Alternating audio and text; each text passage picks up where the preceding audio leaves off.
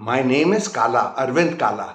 India has no idea it's a land of fools. That impression of mine was reconfirmed the other day when I read an article written by a retired foreign secretary. The article was in Indian Express. Our astronaut, some Shukla fellow, had returned from the International Space Station after 18 days, and this retired foreign secretary, he called that trip historic and as a milestone in space exploration. And do you know how many astronauts have been to that International Space Station? 290 from 26 stations, and from 26 nations.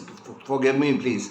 And you know how long that International Space Station has been orbiting the Earth? For 26 years. In the world of space, a trip to the International Space Station and back is as routine as for us flying to Bombay and flying back. But yet this foreign secretary called it historic and as a milestone. This is the plight of India. India is such a foolish country that here even members of the elite are idiots, are absolute idiots. Now I'll come to Nitin Gadkari, that non-stop boaster. You know what he said many years ago? He said that he could produce urea from human urine. Now we import 6,000 million tons of urea per year, which costs us 70,000-80,000 crores. Urea is made for making fertilizer. And you know how Nitin Gadkari said he would make urea? He says there are 5 lakh flyers, domestic flyers in India who fly every day. And so he'll collect the urine and extract the urea that is there in human urine. So Mr. Gadkari, you've been in power uninterruptedly for 11 long years. Why haven't you produced that urea? No, it's just big talk. And there's nobody who looks as smug as Nitin Gadkari. Another time, you know what he said? He said human hair has amino acids, and amino acids can be used to make urea. So he'll collect, he implied that he would get urea or help in the manufacture of urea from collecting human hair in India. He hasn't done that. So this is the routine in India. Everybody, they're addicted to talking nonsense. There's a minister in MP who says that our Himalayas have Sanjeevani, a herb, a booty, which can revive dead human beings. And you know what this minister is? He's Minister of Higher Education in Madhya Pradesh. Another fellow minister of UP says that we should use cows to attract tourists from all over the world. He says keep 20,000 cows in stables, and millions of tourists will come to look at them. Yes, they won't go to the pyramids of Egypt, and they won't go to the Leaning Tower of Pisa, Leaning Tower of Pisa, or come to the Taj Mahal. They'll come and see the cows, which they have in their own stables also. So this is the kind of, and now after this astronaut returned, there's talk in social media that Anurag Thakur, a BJP minister from Himachal Pradesh, he says that Hanuman was the first astronaut in the world. You know, just like we had the first plastic surgeons who planted an elephant's head on Lord Ganesha's body. You know, this is the kind of, and it's an addiction.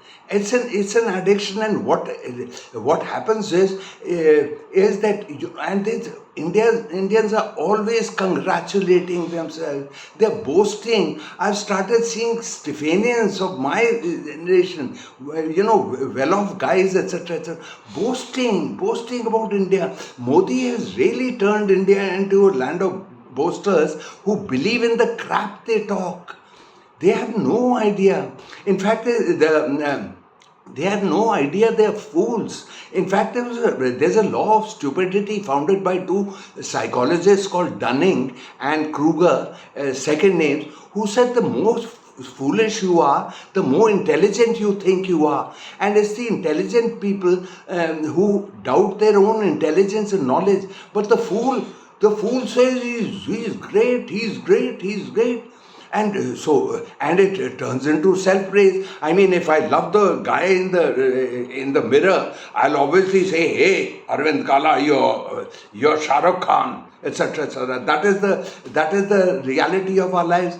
I remember by the way, this self-praise hasn't begun only in Modi's time. It has always been a trait of India, but it has intensified in Modi's time. I remember back in the 60s, Milkha Singh became a king overnight. The bloody fool, the flying Sikh, they used to call him. The fellow couldn't even get a bronze medal, in 1963. He came empty-handed, but he was flying Sikh. The bugger was bloody crawling like a tortoise on the ground. We are nowhere. We talk about how strong we are, etc., etc., and our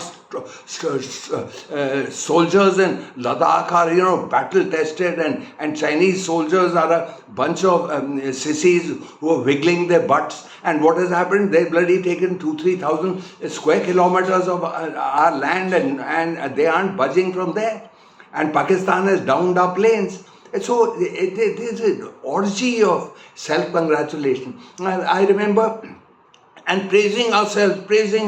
I remember 6 years ago, an Indian pilot called, his second name was Vardhaman or something, was downed by Pakistan, 6 years ago. And he fell on Pakistan territory. Pakistan returned him in 3 days of captivity, and he returned safe. And Indian papers and the media was Braveheart, etc., as if he had battled, he had crossed the Amazon jungle to get back to India and grappled with alligators, etc., etc. Nothing. Everything is really big. Always praising yourself. That is the reality. They're always congratulating themselves. And a question to ask: if India was doing so great, why are Indians fleeing from India? The rich, the poor, the middle class, everybody. In America, how many Indians try to get into America illegally every day? 438 every day.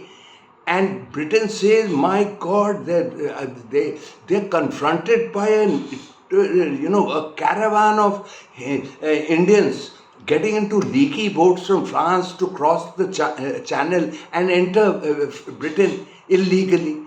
This is the reality. Some nearly 1 million Indians have left India in the last few years. 1 million. This is the figure from our parliament. It's not a cooked up figure.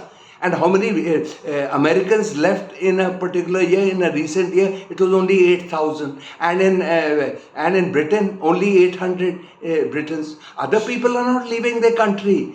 The Chinese leaving China to study in America or Britain or whatever, they return to China.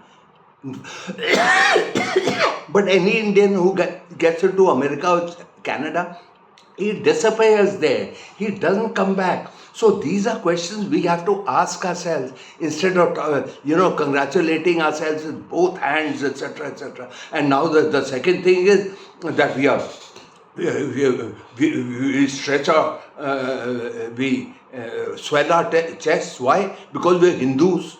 And believe me, if you go overseas to Europe or something like that, or America, and ask people what a Hindu is, they don't even know Hinduism is a religion.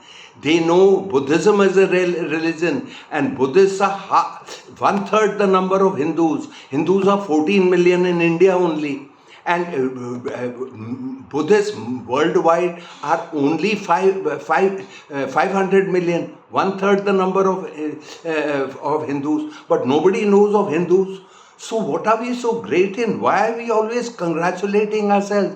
If we have to congratulate ourselves, we have to realize that 3 years ago, WHO said that India accounted for 60% of the world's open defecation, in crude terms, shitting out in the open. This is what we are number at, one at.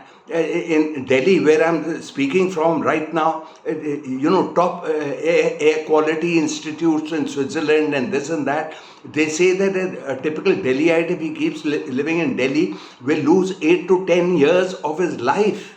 And the most polluted cities are here. Not one river of ours is good. The Ganges is so polluted that there was a time when it was on fire because those industrial wastes had oil and and it caught fire, the river. That was what MC Mehta, well-known, said. He saw with his own eyes. This is the reality of India. We are nowhere. We were, talk of sports now. We got one gold medal in the Olympic before last. China got 38. And we compare ourselves with China. Our medals were something like 7 on the whole. Theirs was something like 150. Even Cuba got 7 gold medals when we got 1, and Cuba and India's population is 100 times more than that of Cuba. So we have to ask all these questions. And New Zealand has only 5 million people. They got 5 golds last time, but we figure nowhere. Even in hockey, which we dominated from 1947 to 1958, we don't even qualify for the Olympics. No, we don't qualify. We are number 6 or something. And Kabaddi, which was introduced in these Asian Games, etc., because of India and Pakistan, there also we are beaten. We are beaten by various countries, Iran and South Korea, etc. We are just no good. We are 0 in everything. Why do you think nobody comes? And now, the anti-feeling against India as such, they're being bloody pushed out from everywhere. Every country overseas, whether it's Canada, whether it's Australia, whether it's Britain, everybody has begun to has begun disliking Indians and throwing them out. They're looking at this because they don't even know how to behave. They shout and scream and they're bloody awful, yeah. Awful. Now, friends, it's time for me to say goodbye. I'm condemned to be here. It's not that people will say, why the hell are you running down India? But I'm just reporting reality, yeah. I see reality and I speak. And I see what you see, except that Indians are so patriotic, they don't acknowledge India's terrible faults. Well, friends, I think I'll get going. I'll bid you farewell. See you later, alligator.